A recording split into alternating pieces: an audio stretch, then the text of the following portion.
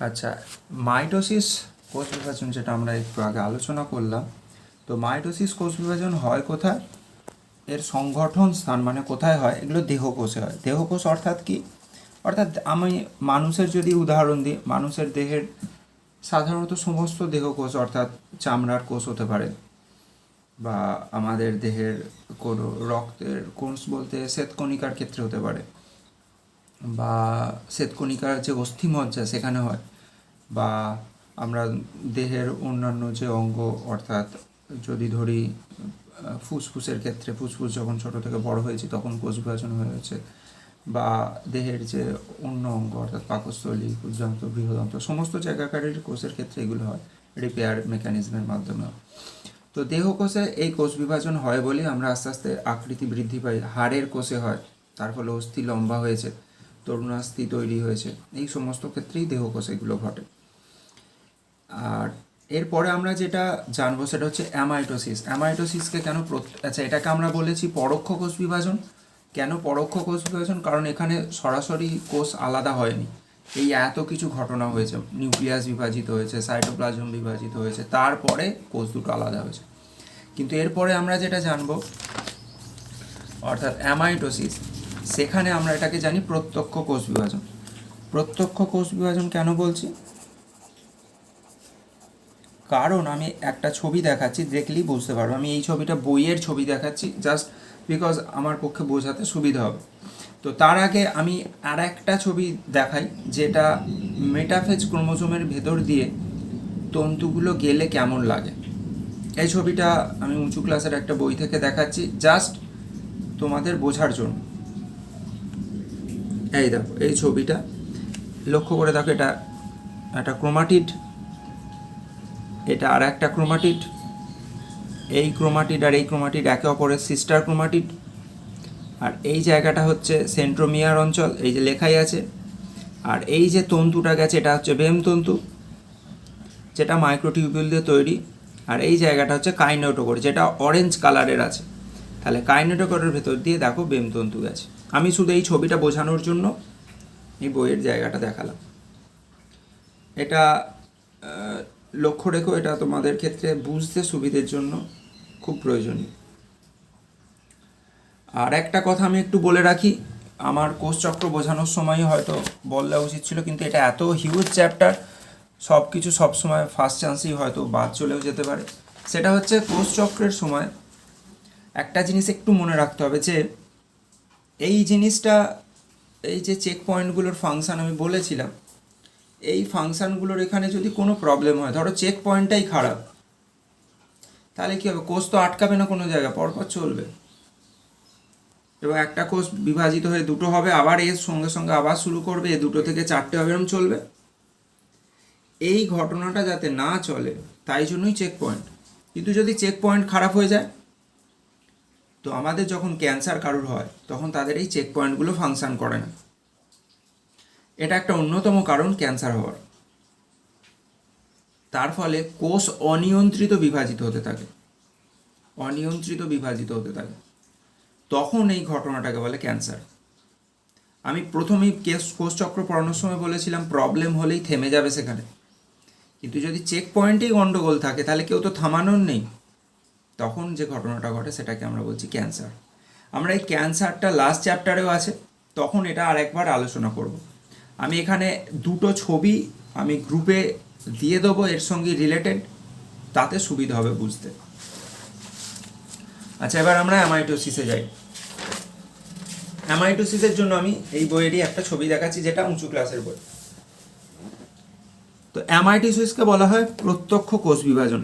এটা একটা অ্যামিবার ছবি। অ্যামিবার ছবিতে কিভাবে অ্যামাইটোসিস হচ্ছে দেখো, এটা অ্যামিবার নিউক্লিয়াস, নিউক্লিয়াস, আর এটা সাইটোপ্লাজম বাকি অংশটা বা সাইটোসল।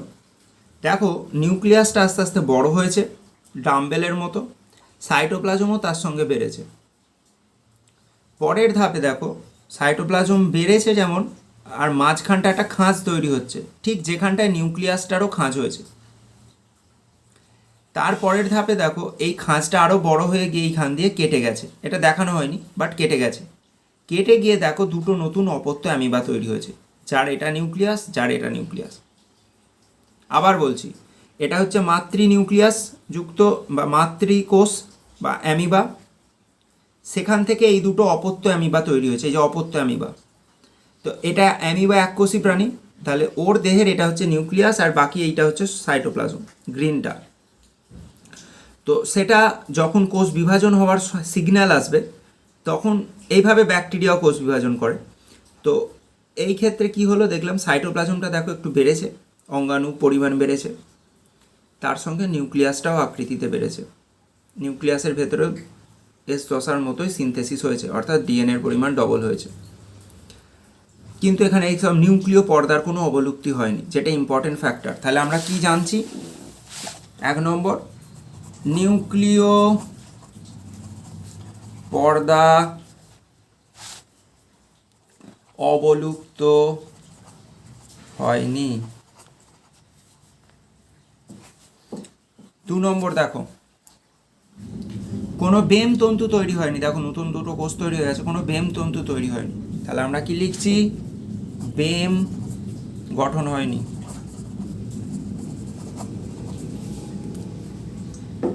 তাহলে এই সমস্তগুলো হয়নি বলি এটাকে আমরা বলছি প্রত্যক্ষ কোষ বিভাজন, এবং এগুলো মাইটোসিসের সঙ্গে ডিফারেন্সও বটে।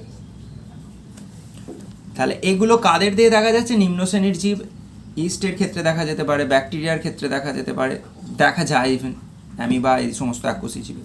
এটা খুব অল্প সময়ে খুব তাড়াতাড়ি বংশবৃদ্ধির একটা উপায়, এবং এটা একটা অযৌন জনন পদ্ধতি। আবার বলছি, অযৌন জনন পদ্ধতি খুব ইম্পর্টেন্ট ব্যাপার, কারণ এরপরেই জনন চ্যাপ্টারটা আছে। প্রত্যেকটা ঘটনা একে অপরের সঙ্গে রিলেটেড। অযৌন জনন পদ্ধতি হিসেবে এটা ব্যবহার হয়। যেহেতু মানুষ বা গরু ছাগল বড় সপুষ্পক উদ্ভিদেরা যৌন জননকারী জীব, তাদের ক্ষেত্রে এই পদ্ধতির মাধ্যমে বংশ বিস্তারও হয় না, কোষ বিভাজনও হয় না। তো নিম্ন শ্রেণীর ক্ষেত্রে এটা একটা কোষ বিভাজন পদ্ধতি, এবং এই পদ্ধতিটা একটা জননেরও পদ্ধতি, যেটা হচ্ছে অযৌন জনন। তাহলে আমরা কি দেখলাম? এটা তখন দেখবে দ্বিবিভাজন বলবে। তো নিউক্লিয়াসেরও বৃদ্ধি হলো এবং তার ভেতরে ডিএনএর পরিমাণ ডাবল হয়েছে, কোষের সাইটোপ্লাজম আকৃতিতে বেড়েছে, অঙ্গাণুর পরিমাণ বেড়েছে বা ডাবল হয়েছে।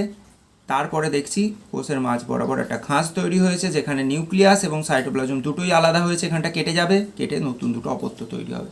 এটাই হচ্ছে অ্যামাইটোসিস। মানে অনুপস্থিত, মানে হচ্ছে অনুপস্থিত, মানে মাইটোসিসের মতো নয় বা মাইটোসিসের বিপরীত কিছুটা ব্যাপার। তো ওটা হলো অ্যামাইটোসিস পদ্ধতি। আর এরপরে আমরা যেটা জানবো সেটা হলো মিওসিস। তার আগে আমি একটা কথা বলে রাখি, উদ্ভিদের মাইটোসিসটা আমি ছবি দেখিয়ে বোঝাইনি, বইয়ে যথেষ্ট ভালোভাবে দেওয়া আছে। তাও কারোর কোনো অসুবিধা হলে আমায় জিজ্ঞেস করবে, কারণ উদ্ভিদের মাইটোসিসের দুটো খালি ডিফারেন্স হচ্ছে, একটা সেখানে মাইক্রোটিউবিউল থেকে সাইটোপ্লাজমের যে মাইক্রোটিউবিউল থেকে বেমতন্তু গঠন হয় এবং অ্যাস্ট্রালসি তৈরি হয় না, আর সেখানে সেন্ট্রোজোম থাকছে না। বাকি প্রসেস সেম। আর সাইটোকাইনেসিসটা তৈরি হয় কোষপাত বা কোষ পাতের মাধ্যমে, যেখানে কোষ প্রাচীর তৈরি হয়। অর্থাৎ সেখানটা কেমন হয় আমি জাস্ট একটা বইয়ের ছবি দেখাচ্ছি। এই যে উদ্ভিদ কোষ, এই যে এখানে কোষপাত তৈরি হচ্ছে, মানে কোষ প্রাচীরের উপাদান তৈরি হচ্ছে ফ্র্যাগমোপ্লাস্ট। এই যে এই দানা দানা জিনিসগুলো, এই ফ্র্যাগমোপ্লাস্ট যুক্ত হয়ে কোষপাত হয়েছে। এই যে আলাদা হয়ে যাচ্ছে দুটো কোষ, এটা একটা অপত্য কোষ, এটা একটা অপত্য কোষ, মাঝখানে এটা হচ্ছে কোষ প্রাচীর। আচ্ছা, এরপরে যেটা আমরা আলোচনা করব লাস্ট, সেটা হলো মিওসিস। খুব ইম্পর্টেন্ট জিনিস। আমি মিওসিসের প্রথম কথা বলছি, মিওসিসের ধাপ পদ্ধতি বইয়ের বা সিলেবাসে নেই। আমি মেন আইডিয়াটা দেব যাতে পরিষ্কারভাবে বুঝতে সুবিধা হয়। প্রথমে আমি এক্ষেত্রে 4টে কোষ একটা কোষ আঁকছি। 4, আমি আপাতত নিউক্লিয় পর্দা আঁকছি না, এগুলোও ইন্টারফেস দশা সবই হয়। আমি 4টে ক্রোমোজোম দিয়ে বোঝাচ্ছি।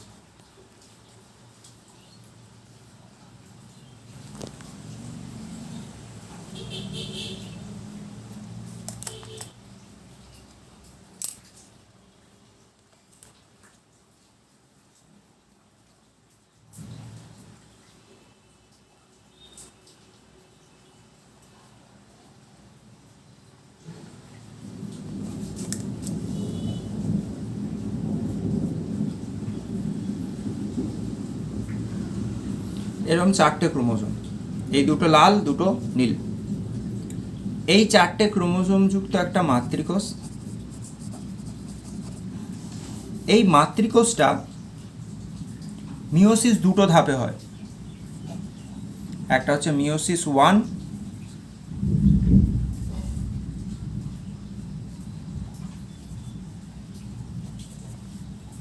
তারপরের ধাপটা হচ্ছে মিওসিস 2। তো প্রথমে মাতৃকোষ মিওসিস 1 যখন করবে, মিওসিস 1-এর একটা ধাপে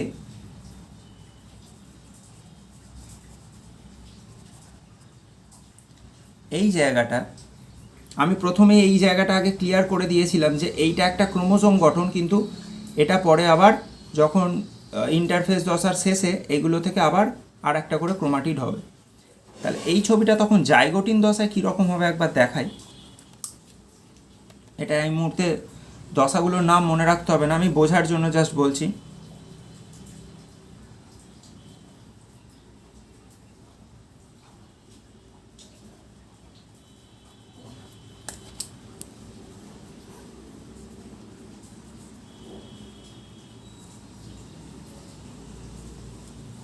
আশা করি এই গঠন সম্বন্ধে সবার পরিচিত আছে, দুটো করে ক্রোমাটিড অবস্থা। এইখানে একটা কথা আছে সমসংস্থ ক্রোমোজোম। সমসংস্থ ক্রোমোজোম মানে এটা একটু এবার বোঝার ব্যাপার আছে। আমাদের দেহে যে 46টা দেহকোষে ক্রোমোজোম থাকে,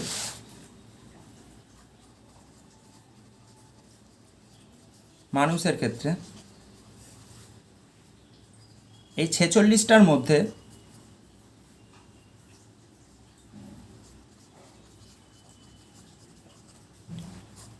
22 জোড়া থাকে অটোজোম,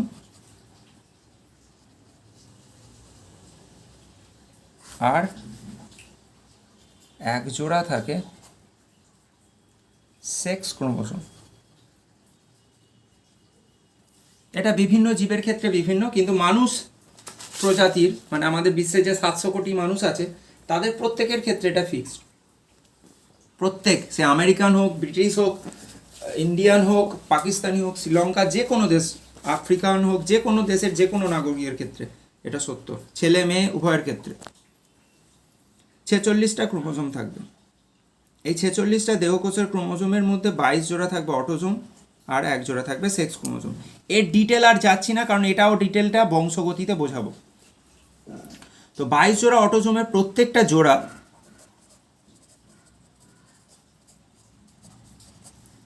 একে অপরের সমান, মানে একে অপরের সঙ্গে সাদৃশ্যযুক্ত।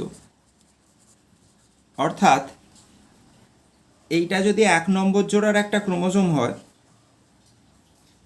আর একটা ক্রোমোজোম যেটা 1 নম্বর জোড়ারই হবে সেটাও একই দেখতে হবে। তাহলে এই গোটা দুটোকে নিয়ে হলো 1 নম্বর জোড়। ধরো আমি উদাহরণ হিসেবে বলছি 15 নম্বর জোড়ের ক্রোমোজোমটার একটাকে দেখতে এরকম, তাহলে অন্যটাকেও ঠিক এরকম দেখতে হবে। আমি তোমাদের বইয়ের একটা ছবি দেখাচ্ছি।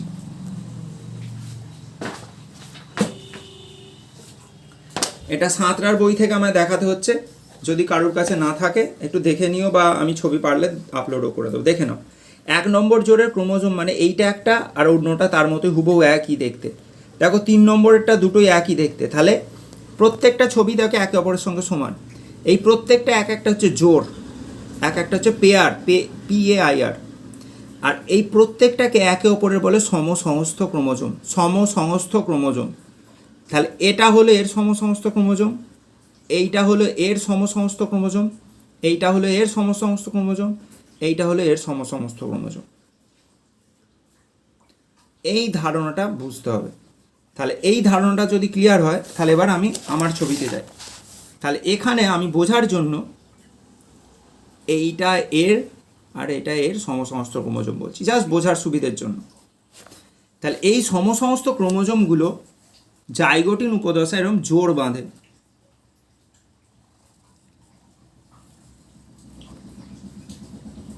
অর্থাৎ এরকম তাদের আস্তে আস্তে ক্রোমোজোম গঠনটা স্পষ্ট হয়।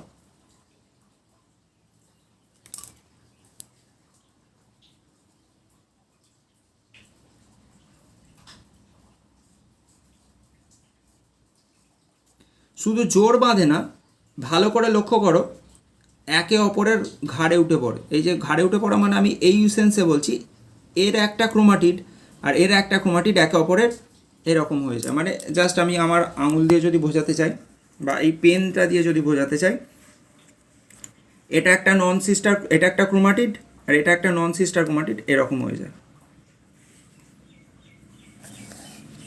এই জায়গাটা আরেকবার আমি আমার একটা বইয়ের ছবি থেকে দেখাচ্ছি, তাহলে তো তোমাদের সুবিধা হবে।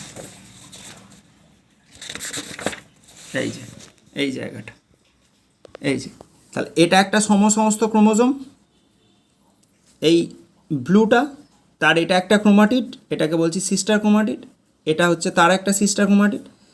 এই ক্রোমোজোমটার সমসমস্ত ক্রোমোজোম হচ্ছে এই অরেঞ্জটা, অরেঞ্জের এইটা একটা সিস্টার ক্রোমাটিড, এইটা আর একটা সিস্টার ক্রোমাটিড। কিন্তু এই একটা অরেঞ্জ আর এই একটা ব্লু, এরা হচ্ছে একে অপরের নন সিস্টার ক্রোমাটিড। এই একটা অরেঞ্জ আর এই একটা ব্লু, এরা হচ্ছে একে অপরের নন সিস্টার ক্রোমাটিড। লক্ষ্য করে দেখো, এ ওর ঘাড়ে উঠে গেছে।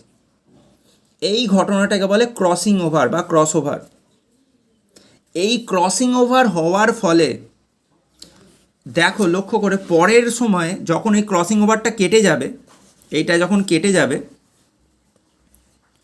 আলটিমেটলি লক্ষ্য করে দেখো এই ক্রোমোজোমটা আর এই ক্রোমোজোমটার একটু পরিবর্তন হয়েছে, এর একটু অংশ এতে গেছে, এর একটু অংশ এতে গেছে। এই যে চেঞ্জটা হয়, এই চেঞ্জটাকে বলা হয়, এই শব্দটাকে বলা হয় রিকম্বিনেশন। খুব ইম্পর্টেন্ট শব্দ, রিকম্বিনেশন।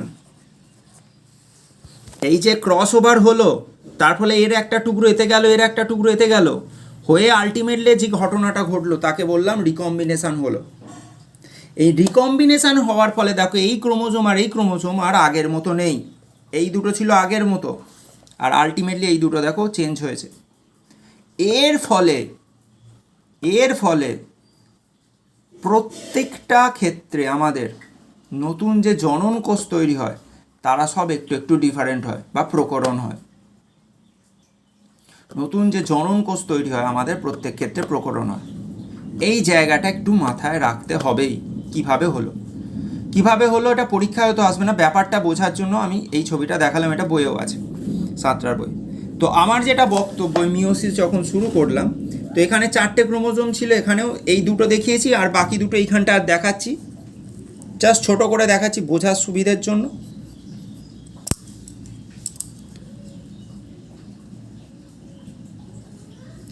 এইবার এখানেও একটা অ্যানাফেজ হয়। তো অ্যানাফেজ হয়ে আলটিমেটলি এখানে কি হয়, এর মাঝে অনেকগুলো ধাপ আছে, আমি সেই ধাপগুলো আর বলছি না। ফাইনালি যখন এই রকম গঠন হয়ে যায়, এরকম গঠন যখন হয়ে যাওয়ার পর এদিকে দুটো ক্রোমোজোম আসে,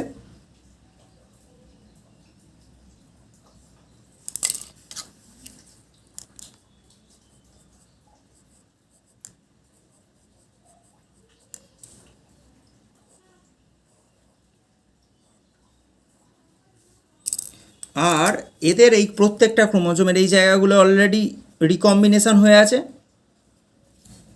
এর এই জায়গাগুলো লাল হয়ে আছে, কারণ রিকম্বিনেশন হয়েছে।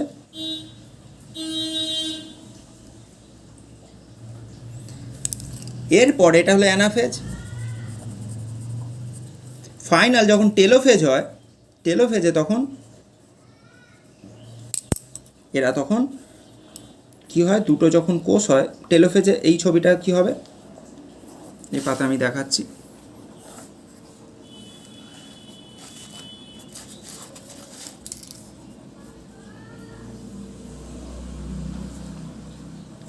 টেলোফেজে তখন এই ক্রোমোজোমের ছবিটা এরকম হয়ে গেল।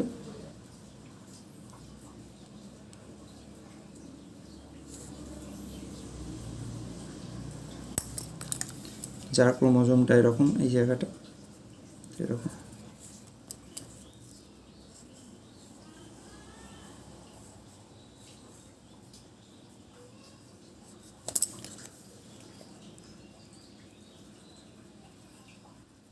তারপরে কি হবে আমরা জানি, তারপরে হবে টেলোফেজের পর মাঝ বরাবর প্রাণীদের ক্ষেত্রে এরকম খাঁজ হবে, হয়ে দুটো যে কোষ হবে সেই দুটো কোষ তাহলে আলটিমেটলি কী হলো এই কোষটার, তাহলে এই কোষটার ক্ষেত্রে ক্রোমোজোম, দুটো ক্রোমোজোম হয়ে গেল।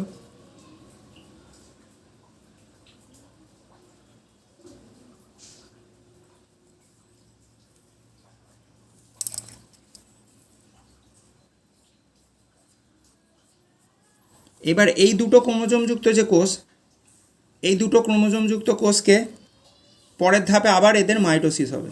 তাহলে এটা থেকে যে দুটো কোষ হবে, এটা তো দুটো ক্রোমোজোম আছে, তার মানে এটা তো এর ছবিটাকে আমরা আর একভাবে এইটা আঁকতে পারি।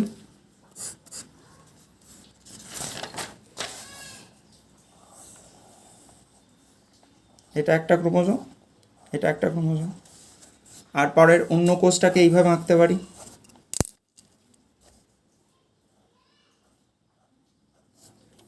এইবার পরের মিওসিস 2-তে এই দুটো থেকে আবার সেম এরকম দুটো দুটো তৈরি হবে। এখানে এই আঁকাটার এখানে আমি লাল লাল করে দিচ্ছি কারণ এগুলো এখানে রিকম্বিনেশন হয়েছিল বোঝার জন্য জাস্ট। তাহলে এই কোষটা এরকম দুটো কোষ যাদের এইরকম দুটো ক্রোমোজোম,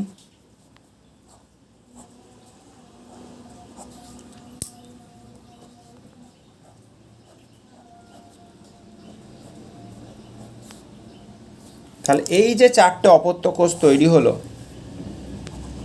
এইটা হলো মিওসিসের রেজাল্ট। লক্ষ্য করে দেখো প্রত্যেকটা অপত্য কোষ এই যে চারটে, এই দুটো দুটো করে ক্রোমোজোম আছে।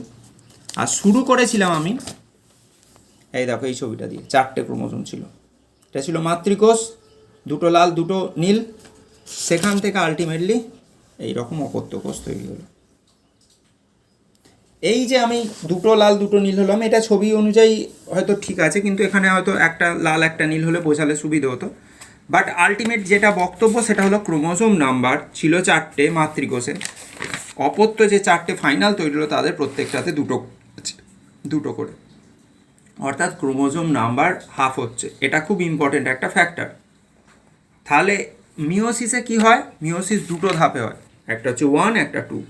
প্রথম ধাপে কি ঘটলো, প্রথম ধাপে আমরা কি দেখলাম, এই সব ঘটনা ঘটছে, রিকম্বিনেশান হচ্ছে এবং রিকম্বিনেশানের ফলে নতুন বৈশিষ্ট্যের ক্রোমোজোম তৈরি হচ্ছে।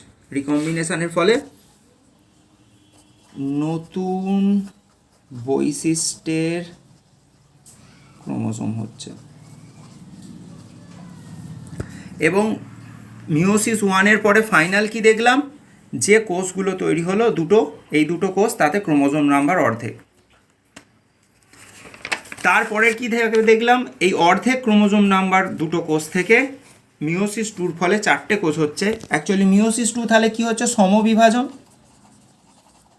কারণ এটা তাদের ক্ষেত্রে মাতৃকোষ আর সেখান থেকে যে দুটো অপত্য হচ্ছে তাদের ক্ষেত্রে সমান সংখ্যক ক্রোমোজোম তৈরি হয়ে যাচ্ছে। এই ধাপটা হয়ে যাওয়ার পর যে চারটে কোষ হলো সেগুলো হচ্ছে অপত্য কোষ এবং তাদের ক্রোমোজোম নাম্বার আলটিমেটলি অর্ধেক অর্ধেক হয়ে গেছে। শুরু করেছিলাম 4 দিয়ে, অর্ধেক হয়ে গেল। তাহলে মানুষের ক্ষেত্রে 46টা দেহকোষের ক্রোমোজোম, তাহলে পুরুষদের ক্ষেত্রে যেটা স্পার্ম প্রধান জননকোষ সেটায় থাকবে 23টা, মহিলাদের ক্ষেত্রে যেটা জননকোষ সেটা হচ্ছে ওভাম, তাতেও থাকে 23টা। এই স্পার্ম আর ওভাম যুক্ত হয়ে তৈরি হয় একটা বাচ্চা বা জাইগোট, তাতে তাহলে হয়ে গেল 46টা, যেটা আমাদের দেহকোষের ক্রোমোজোম নাম্বার। তাহলে মিওসিস হয় বলে এবার মিওসিসের গুরুত্বটা বোঝা যাবে। প্রজাতির ক্রোমোজোম সংখ্যা ধ্রুবক, অর্থাৎ এই যে অর্ধেক অর্ধেক হয়ে গেল, অর্থাৎ পুরুষদের ক্ষেত্রে ক্রোমোজোম নাম্বার অর্ধেক, স্ত্রীদের ক্ষেত্রে ক্রোমোজোম নাম্বার অর্ধেক। তাহলে যে পুরুষদের ক্ষেত্রে যে স্পার্ম তৈরি হয় মানে শুক্রাণু, এটা হচ্ছে জনন কোষ, সেই জনন কোষ যেটা তৈরি হবে মিওসিসের ফলে তাতে ক্রোমোজোম নাম্বার অর্ধেক হবে। আর স্ত্রীদের ক্ষেত্রে, মহিলাদের ক্ষেত্রে যে জনন কোষ তৈরি হবে ডিম্বাণু, তাতেও ক্রোমোজোম নাম্বার অর্ধেক হবে। তাহলে আমাদের মানুষের ক্ষেত্রে টোটাল দেহকোষের ক্রোমোজোম নম্বর 46, তাহলে স্পার্মে থাকবে 23 অর্ধেক, মহিলাদের ক্ষেত্রেও সমস্ত দেহকোষের ক্রোমোজোম বা 46, কিন্তু ডিম্বাণুর ক্ষেত্রে 23।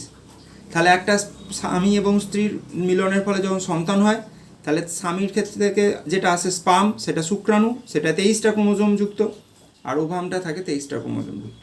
দুটো যুক্ত হয়ে 46, সেটা হবে সন্তান। তাহলে সন্তান দেখো সমান ক্রোমোজোম মানুষেরই বৈশিষ্ট্য পাবে, কারণ 46 ক্রোমোজোম যুক্তই হচ্ছে। তাহলে এইভাবে প্রজাতির ক্রোমোজোম সংখ্যা ধ্রুবক থাকে।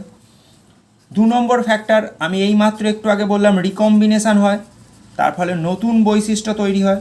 এই নতুন বৈশিষ্ট্যের প্রজাতি তৈরি হয়, প্রকরণ হয় বলে। এবং এইভাবেই অভিব্যক্তিতে পড়বে লম্বা গলার জিরাফ তৈরি হয়েছিল এই প্রকরণের ফলে। তাহলে প্রকরণ আসে, রিকম্বিনেশন হয় বলে প্রকরণ হয়, প্রকরণ হয়। 3 নম্বর, এই মাত্র দেখলে জনন কোষ তৈরি হয়।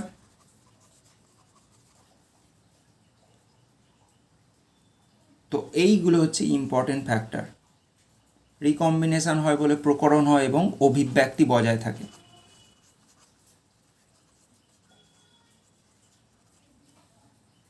তো এইটা হলো মিওসিসের গুরুত্ব, খুব ইম্পর্টেন্ট। মিওসিস সাধারণত কোথায় হয়? জনন মাতৃকোষে হয়। জনন মাতৃকোষ কথার অর্থ কি?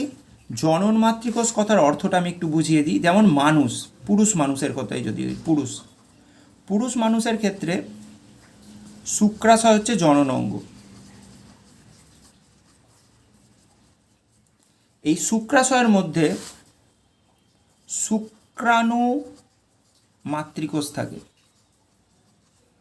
যার ক্রোমোজোম নাম্বার 46। এটাই হলো জনন মাতৃকোষ।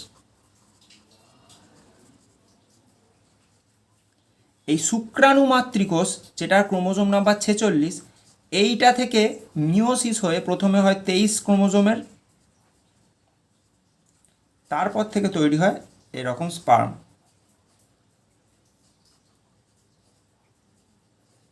এই যে চারটে হলো, এগুলো হচ্ছে অপত্য কোষ। এদেরও 23টা করেই ক্রোমোজোম।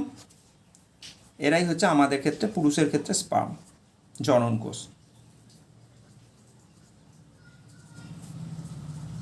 তাহলে জনন কোষ তৈরির জন্য মিওসিস খুব গুরুত্বপূর্ণ। এটা উন্নত জীবেদের ক্ষেত্রে একটা ইম্পর্টেন্ট ফ্যাক্টর। আমরা মানুষ, গরু, ছাগল, উন্নত উদ্ভিদ সবার ক্ষেত্রে জনন মাতৃকোষে জনন কোষ তৈরি হয়। জনন মাতৃকোষে মিওসিস হয়, তাহলে এটা এখন হলো মিওসিস। তাহলে জনন মাতৃকোষে মিওসিস হলে জনন কোষ তৈরি হবে। জনন মাতৃকোষে মিওসিস হলে জনন কোষ তৈরি হবে। জনন মাতৃকোষে মিওসিস হলে জনন কোষ হবে। বারবার বলছি, সেই জনন কোষ ছেলেদের ক্ষেত্রে বা পুরুষের ক্ষেত্রে স্পার্ম, মেয়েদের ক্ষেত্রে ডিম্বাণু বা ওভাম, উদ্ভিদের ক্ষেত্রে পরাগরেণু বা ডিম্বাণু। তো এইগুলো উৎপন্ন হওয়ার পর আবার এই দুটো জনন কোষ, তাহলে এটা পুরুষদের তৈরি হবে, মহিলাদের ক্ষেত্রে ডিম্বাণু হবে ঠিক এইভাবে। সেই দুটো যুক্ত হয়ে গেলে তৈরি হবে আবার একটা সন্তান, যেটা হচ্ছে জাইগোট। তার মধ্যে 46 হয়ে গেল, 23। তাহলে মিওসিস যদি না হতো, এই যদি অর্ধেক না হতো, তাহলে আমাদের ক্রোমোজোম নাম্বার কীরকম অদ্ভুত হতো দেখো। এবং সেটা মানুষ তৈরি হতো কি অন্য জীব বোঝা যেত না। কারণ 46 থেকে যোগ হয়ে হবে 92, 92 থেকে যোগ হয়ে হবে 184, এইভাবে বাড়তে থাকবে, অসীম হয়ে যেত। সেটা হয় না। প্রত্যেকটা প্রজাতির ক্রোমোজোম সংখ্যা ধ্রুবক থাকে, এই মিওসিস হয় বলে। কারণ প্রথমে জনন কোষের ক্ষেত্রে এটা অর্ধেক করে দেয়, আর দুটো জনন কোষ যুক্ত হয়ে আবার সমান হয়ে যায়। এই হলো মিওসিসের গুরুত্ব।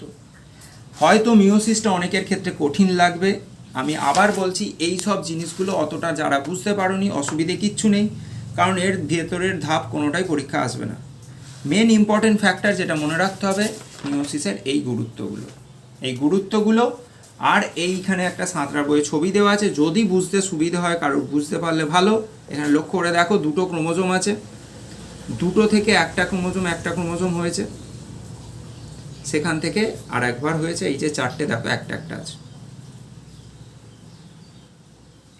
এই ছবিটা বুঝতে পারলে একই, আমি যেটা বুঝিয়েছি সেটাই। এখানে আছে দুটো ক্রোমোজোম, কিন্তু দুটো ক্রোমোজোমের প্রত্যেকটায় দুটো করে ক্রোমাটিড আছে। এই লালটা একটা ক্রোমাটিড, এটা আর একটা ক্রোমাটিড, এটা একটা, এটা একটা। সেখান থেকে যখন প্রথম বিভাজন হলো, দেখো দুটো কোষ হলো, দুটো কোষের একটা একটা করে ক্রোমোজোম গেছে, এটা একটা এটা একটা। তারপরের ধাপে যখন ফাইনাল আর একবার হলো, প্রত্যেকটা একটা করে দেখো ক্রোমাটিড গিয়ে আলটিমেটলি এটাই হচ্ছে রেজাল্ট।